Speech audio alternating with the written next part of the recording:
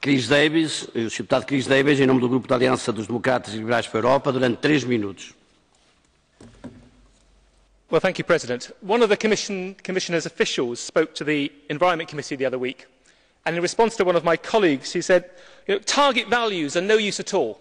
We've got to have limit values, because otherwise the Member States do nothing. Ignore the idea of aspirations are just something which are just a figment of Brussels' imagination. As soon as people get back to their national capitals, they all get torn up. And I think that's one of the guiding thoughts behind many of the members here. The impression that words are not being put into practice and that it's increasingly difficult to secure proper compliance from Member States to environment legislation. And I hope it's something the Commission, of course, I know it's on their minds all the time, I hope it's something you'll be raising on a regular and frequent basis in the Environment Council, naming and shaming, looking at the record. I remember when we discussed the Water Framework Directive, this Parliament's amendments helped give the aspirations in that piece of legislation some real teeth. We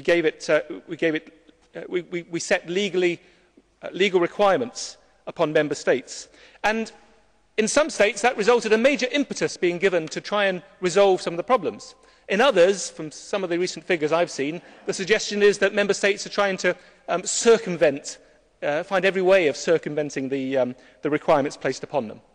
And when we look at this particular legislation and Amendment 22, that's the motivation behind many of our concerns.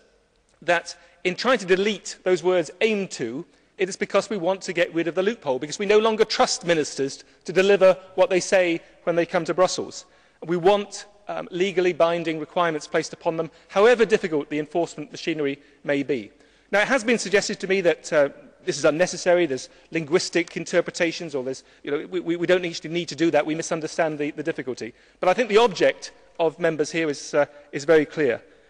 We want words to be spoken and deeds then to be done. I spent some of last week trying to fend off the concerns or the alleged concerns of the pesticides industry, manufacturers of plant protection products, that this legislation, as amended by the Parliament, would lead to the complete banning of pesticides. Struck me as rather odd. I always thought the object of pesticides was to kill pests, not to get into groundwater. And if applied in accordance with the manufacturer's instructions, then it shouldn't get into groundwater. So I don't see that we have a problem there. The importance, I think, for all of us, and for the farming interests too, is to recognise that we all have an interest in preserving groundwater and the soil structure for the long term.